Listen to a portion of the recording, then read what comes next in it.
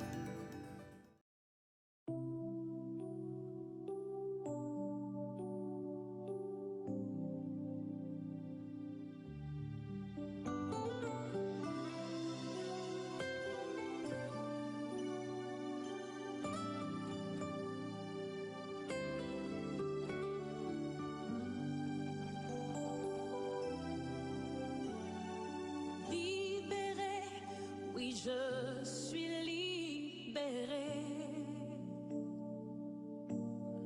mes péchés sont pardonnés, maintenant je suis sauvée, délivrée, oui je suis délivrée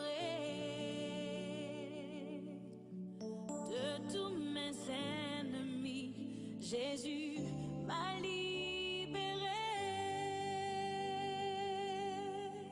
Il n'y a plus de condamnation, plus de condamnation. Jésus-Christ a payé ma rançon. Il n'y a plus de condamnation.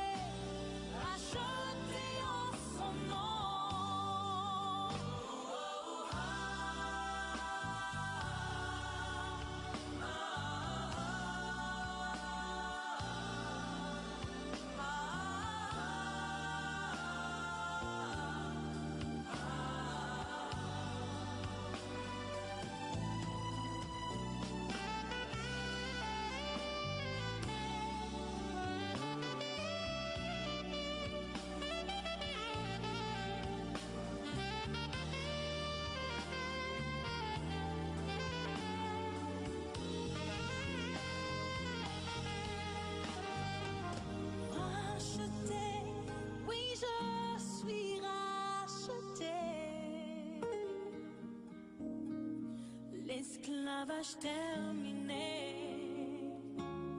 Je vis ma liberté. Héritier, je suis un héritier.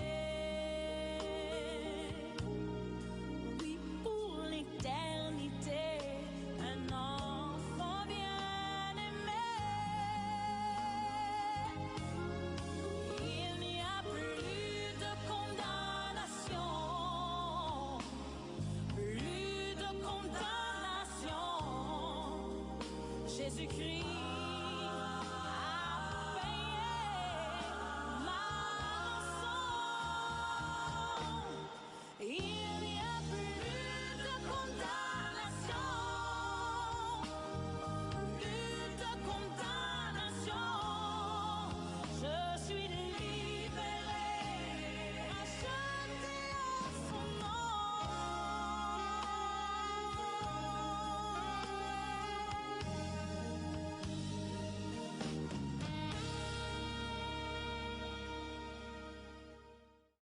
Bienvenue dans notre série sur l'étude des 5 femmes qui sont mentionnées dans la généalogie de Jésus, dans le livre de Matthieu, dans le Nouveau Testament.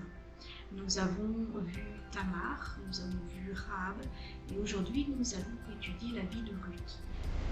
Donc je vous propose d'ouvrir votre Bible dans le livre de Ruth. Donc si vous avez la version Louis II, c'est bien, puisque c'est dans cette version que je vais vous lire le chapitre 1. À tout à l'heure. Du temps des juges, il y eut une famine dans le pays. Un homme de Bethléem de Juda partit, avec sa femme et ses 2 fils, pour faire un séjour dans le pays de Moab. Le nom de cet homme était Elimelech, celui de sa femme Naomi, et ses 2 fils s'appelaient Machlon et Kiljon. Ils étaient Éphratiens de Bethléem de Juda. Arrivés au pays de Moab, ils y fixèrent leur demeure. Elimelech, mari de Naomi, mourut, et elle resta avec ses 2 fils. Ils prirent des femmes moabites, dont l'une se nommait Orpa et l'autre Ruth, et ils habitèrent là environ 10 ans. Machlon et Kiljon moururent aussi tous les 2, et Naomi resta privée de ses 2 fils et de son mari. Puis, elle se leva, elle et ses belles-filles, afin de quitter le pays de Moab, car elle apprit, au pays de Moab, que l'Éternel avait visité son peuple et lui avait donné du pain. Elle sortit du lieu qu'elle habitait, accompagnée de ses 2 belles-filles, et elle se mit en route pour retourner dans le pays de Juda. Naomi dit alors à ses 2 belles-filles, « Allez, que chacune retourne à la maison de sa mère. Que l'Éternel use de bonté envers vous, comme vous l'avez fait envers ceux qui sont morts et envers moi. Que l'Éternel vous fasse trouver à chacune du repos dans la maison d'un mari. » Et elle les baisa. Elles élevèrent la voix et pleurèrent, et elles lui dirent, « Non, nous irons avec toi vers ton peuple. » Naomi dit, « Retournez, mes filles, pourquoi viendriez-vous avec moi? Ai-je encore dans mon sein des fils qui puissent devenir vos maris? Retournez, mes filles, allez, je suis trop vieille pour me remarier. Et quand je dirai j'ai de l'espérance, quand cette nuit même je serai avec un mari et que j'enfanterai des fils, attendriez-vous pour cela qu'ils aient grandi? Refuseriez-vous pour cela de vous marier? Non, mes filles, car à cause de vous, je suis dans une grande affliction de ce que la main de l'Éternel s'est étendue contre moi. Et elles élevèrent la voix et pleurèrent encore. Orpa baisa sa belle-mère, mais Ruth s'attacha à elle. Naomi dit à Ruth, « Voici ta belle-sœur est retournée vers son peuple et vers ses dieux. Retourne comme ta belle-sœur. » Ruth répondit, « Ne me presse pas de te laisser, de retourner loin de toi. Où tu iras, j'irai, où tu demeureras, je demeurerai. Ton peuple sera mon peuple, et ton Dieu sera mon Dieu. Où tu mourras, je mourrai, et j'y serai enterré. Que l'Éternel me traite dans toute sa rigueur, si autre chose que la mort vient à me séparer de toi. » Naomi, la voyant décider à aller avec elle, cessa d'insister auprès d'elle. Elles firent ensemble le voyage jusqu'à leur arrivée à Bethléem. Et lorsqu'elles entrèrent dans Bethléem, toute la ville fut émue à cause d'elle. Et les femmes disaient, « Est-ce là Naomi ?» Elle leur dit, « Ne m'appelez pas Naomi, appelez-moi Mara, car le Tout-Puissant m'a rempli d'amertume. J'étais dans l'abondance avant de part, et l'Éternel me ramène les mains vides. Pourquoi m'appelleriez-vous Naomi, après que l'Éternel s'est prononcé contre moi et que le Tout-Puissant m'a affligé ?» Ainsi, revinrent du pays de Moab Naomi, sa belle-fille, Ruth, la Moabite. Elles arrivèrent à Bethléem au commencement de la moisson des anges. L'histoire de Ruth se déroule au temps des juges.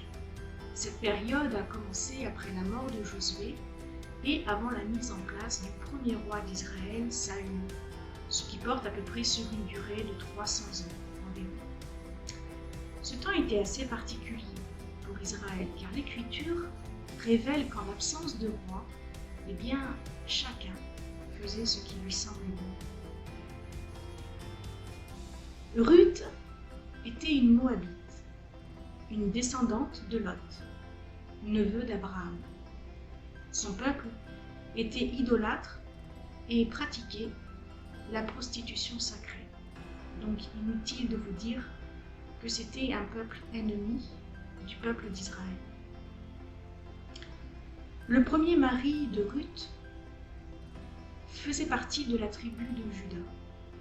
Sa famille donc avait fui Bethléem à cause d'une famine qui sévissait en Israël et se réfugia dans le pays de Moab pendant au moins 10 ans. C'est là qu'il fit la connaissance de Ruth. Malheureusement, son premier mari mourut, ainsi que son père et son frère, pendant ce séjour. Naomi, la belle-mère de Ruth, se retrouvant veuve, ainsi que ses deux belles-filles, finalement, décida de quitter Moab et de retourner auprès de sa famille dans le pays de Juda lorsqu'elle apprit que la famine était terminée.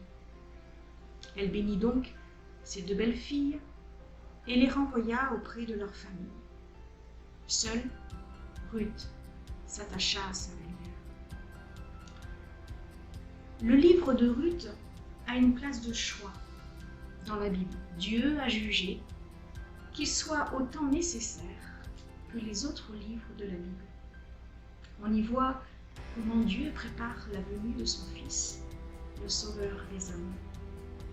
Nous voyons qu'au temps des juges, il y a une famine dans le pays d'Israël, qui pourtant, si vous vous souvenez, est un pays où coule le lait et le miel, un pays d'abondance. Et ce pays était soudain stérile. Exode chapitre 3, versets 7 à 8 dit ceci. L'Éternel dit, « J'ai vu la souffrance de mon peuple, qui est en Égypte, et j'ai entendu les cris qui lui font pousser ses oppresseurs, car je connais ses douleurs. Je suis descendu pour le délivrer de la main des Égyptiens, et pour le faire monter dans ce pays, dans un bon et vaste pays, dans un pays où coule le lait et le miel, dans les lieux qu'habitent les Cananéens, les Étiens, les Amoréens, les Phérésiens, les Éviens et les Jébusiens. »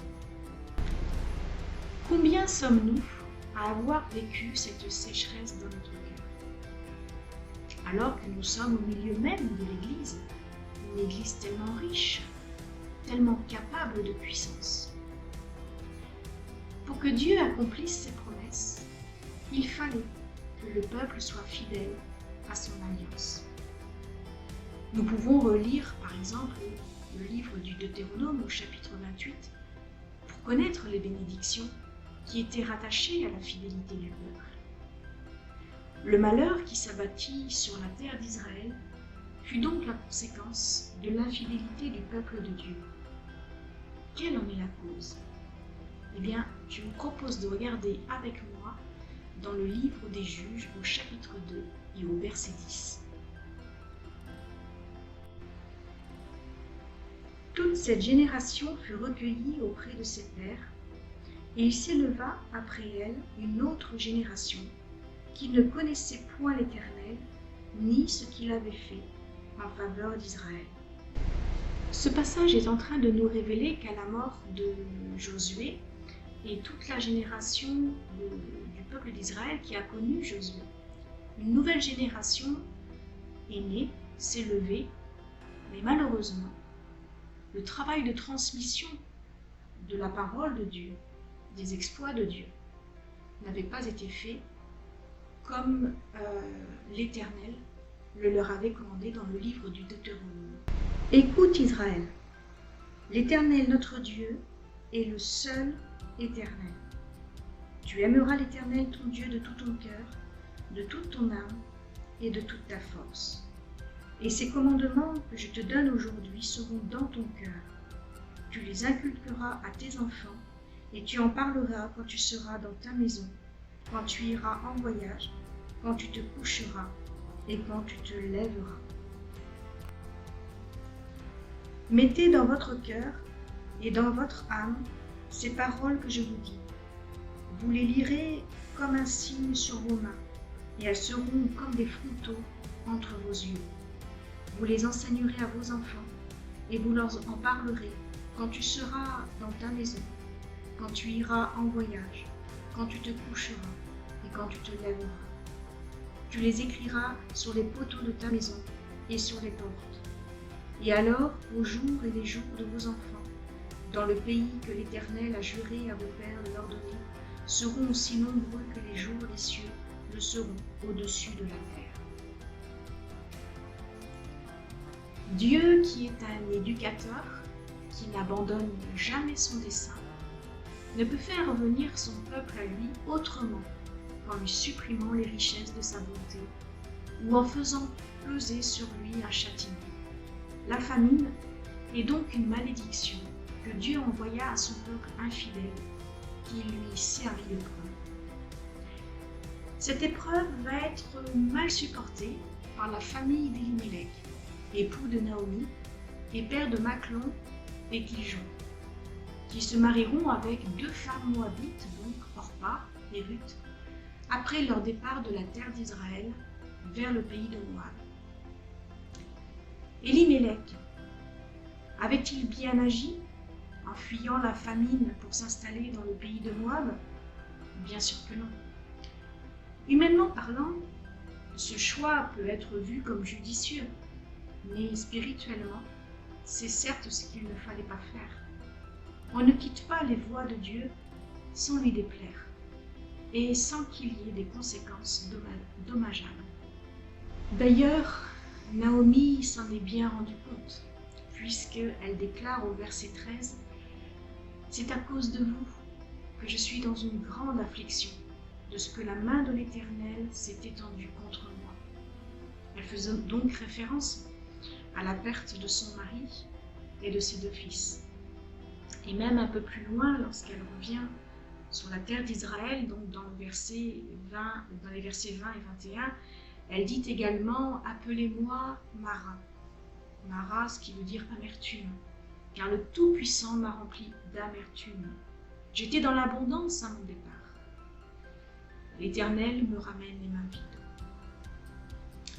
La foi, la confiance en Dieu, la prière ont tout simplement fait défaut à Elimelech dans cette prise de décision de quitter le pays d'Israël. Il faut se poser les bonnes questions. Pouvons-nous faire quelque chose de manière complètement délibérée qui ne soit pas dans la ligne de notre vocation, c'est-à-dire cette vocation qui nous place au milieu de nos frères et sœurs, qui nous incorpore au corps de Christ? Ou encore, pouvons-nous prendre des décisions qui vont nous éloigner, nous arracher au corps de Christ? Eh bien, si nous en avons la possibilité, ce n'est pas en tout cas la volonté de Dieu de voir ses enfants fuir l'épreuve et chercher la sécurité parmi les autres nations. Nous partageons avec nos frères et sœurs la responsabilité de la mission de l'Église. Et en nous en écartant, eh bien, on se détache du corps de Christ. Les autres pays, comme Moab, étaient impurs en raison de l'idolâtrie qui les infestait. Elimelech et sa famille se dirigeaient vers une terre idolâtre, non pour une mission, mais pour des raisons personnelles, pour une question de bien-être. Ce choix était motivé par un défaut, celui du manque de confiance en Dieu. Les deux belles filles de Naomi vont avoir deux attitudes divergentes. Orpa retourne vers son peuple et ses dieux. Mais Ruth s'attache à Naomi, sa belle-mère, et se sépare ainsi de son peuple. D'un point de vue humain, on pourrait approuver le choix d'Orpa, qui retourne vers les siens finalement, tandis que Ruth, elle, ne retourne pas vers ses parents et préfère aller sur une terre où elle est regardée comme une étrangère, surtout en Israël, où les Moabites étaient considérés avec beaucoup de réserve. Elle s'engageait dans un avenir absolument incertain. En effet, elle ne peut recevoir aucun secours de sa belle-mère, puisque celle-ci retourne en Israël les mains vides. Et en plus, elle est pauvre. Et il est fort peu probable qu'un Israélite épouse une Moabite dans ce pays-là. Donc, effectivement, si on regarde cela avec une vue humaine, eh bien, Orpa a raison et Ruth a tort. Maintenant, si nous considérons les choses à la lumière de la foi, eh bien, c'est Orpa qui prend la mauvaise décision, car en retournant vers son peuple et vers ses faux dieux, ses idoles, elle accepte qu'ils refassent à nouveau partie de sa vie. Des dieux, des idoles qu'elle avait abandonnés pendant 10 ans en vivant au sein d'une famille israélite où elle a appris, comme Ruth, à connaître le seul vrai Dieu. Il fallait donc faire un choix entre le vrai Dieu et les faux dieux, entre la vie et la mort. D'ailleurs, Dieu donne un conseil vital, et on va le lire dans le livre du Deutéronome au chapitre 30, versets 19 et 20. J'en prends aujourd'hui à témoin contre vous le ciel et la terre. J'ai mis devant toi la vie et la mort, la bénédiction et la malédiction. Choisis la vie, afin que tu vives, toi et ta postérité, pour aimer l'Éternel, ton Dieu, pour obéir à sa voix et pour t'attacher à lui, car de cela dépendent ta vie et la prolongation de tes jours. L'avenir, le bonheur repose toujours sur un libre choix. Il y a toujours dans l'existence de tout être humain un moment où il doit choisir entre la vie et entre la mort. Le choix qui est basé sur la foi en Christ, eh bien, c'est faire le choix, c'est l'espérance de Dieu à nos côtés. Quel est l'homme qui craint l'Éternel? L'Éternel lui montre la voie qu'il doit choisir. Son âme reposera dans le bonheur et sa postérité possédera le pays. Dieu a montré à Orpa et à Ruth la voie qu'elles devaient choisir. Il leur avait donné un délai de 10 ans pour faire leur choix. Là était la solution à leur problème et nulle part ailleurs. Mais cette solution échappe au cœur d'Orpa, mais pas dans celui de Ruth. Eh bien, qu'est-ce qui a motivé Ruth à faire le choix de s'attacher à sa belle-mère? Serait-ce un attachement sentimental, comme nous le fait ressentir le texte biblique? Et si c'était beaucoup plus profond que cela? Un attachement au seul vrai Dieu, un esprit qui répond à l'appel de Dieu dans le lieu secret de son cœur, un appel vers la lumière, vers la vérité. Ruth dira à sa belle-mère, « Ton peuple sera mon peuple et ton Dieu sera mon Dieu. » Ruth va faire l'heureux choix de la vie. Elle sent intensément en elle qu'il n'y a qu'un seul Dieu. Assurément, par ce choix, Ruth fait un saut dans l'inconnu, c'est vrai, mais elle est convaincue au fond d'elle-même qu'elle sait ce qu'elle fait. Naomi réalise, malgré la famine, qu'il y avait l'abondance de Dieu et qu'à son retour du pays de Moab, elle revient les mains vides.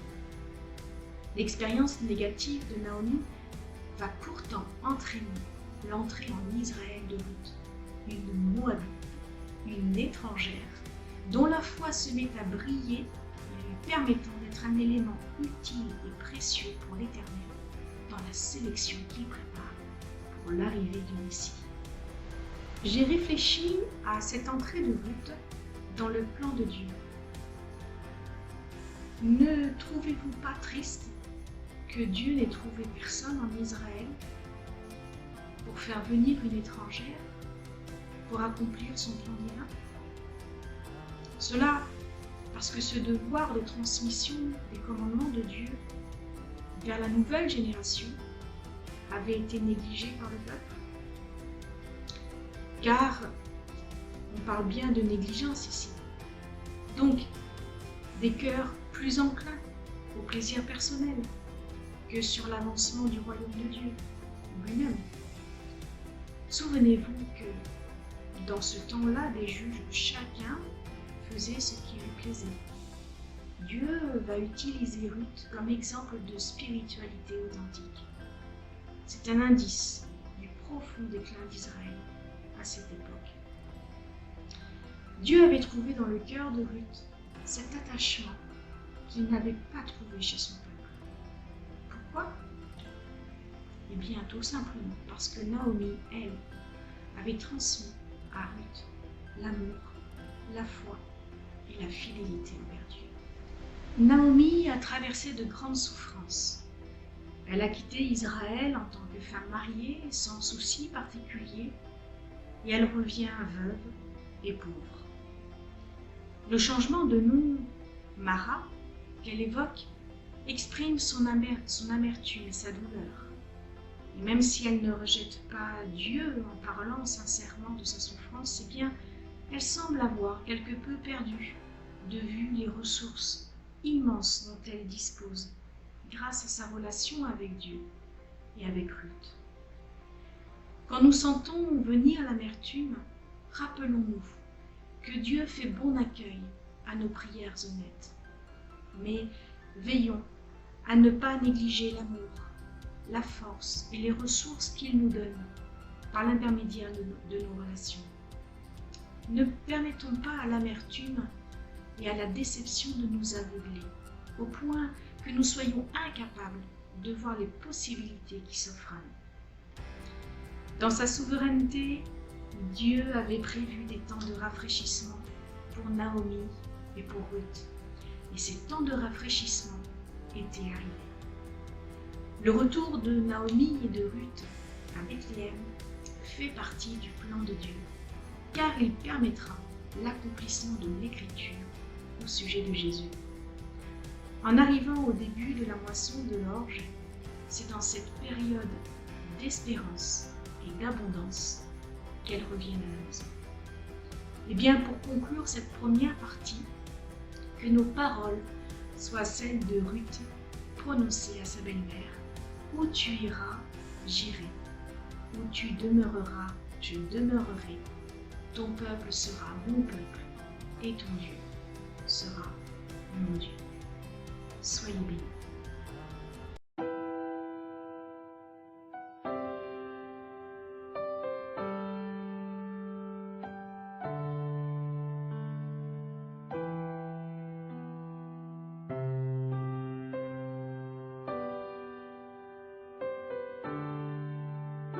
Laisse-moi entendre ta voix qui m'attire à toi, me guidant pas à pas sur le chemin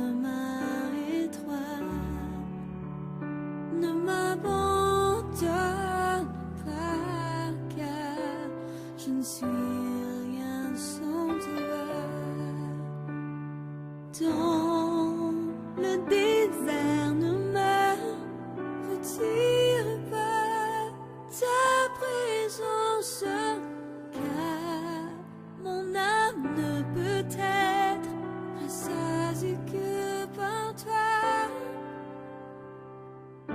Oh Dieu, tu es mon Dieu, c'est toi que je recherche. Mon âme a soif de toi et tout mon être soupire après toi. Comme une terre desséchée et sans eau, j'ai besoin de toi, car toi seul peux me combler. Laisse-moi entendre ta voix qui m'attire à toi, me guidant pas à pas sur le chemin étroit. Ne m'abandonne pas, car je ne suis rien sans toi. Dans le désert, ne me retire pas ta présence, car mon âme ne peut être rassasiée que par toi. Oh Dieu, tu es mon Dieu, c'est toi que je recherche. Mon âme a soif de toi et tout mon être soupire après toi. Comme une terre desséchée et sans eau, j'ai besoin de toi, car toi seul peux me combler. J'ai besoin, oui, de toi, car toi seul peux me